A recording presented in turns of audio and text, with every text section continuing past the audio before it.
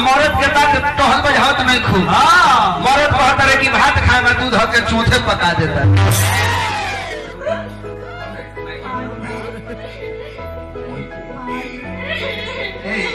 रोती तो बुझाते कर मारिए मर गई।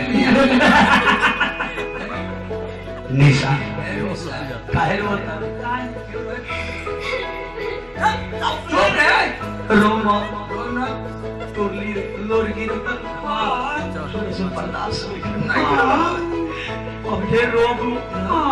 हमरो मन अब रोए रोए पहले हमरो लोर बहे बहे हो गइल। हमार तो रास्ते बदल दे।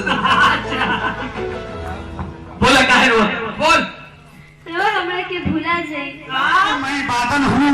हाँ तेरे नीले नीले आंखों का मैं काजल हूँ। अरे पहलिया कभी धोखा मत देना क्योंकि मैं तेरे प्यार में पागल हूँ।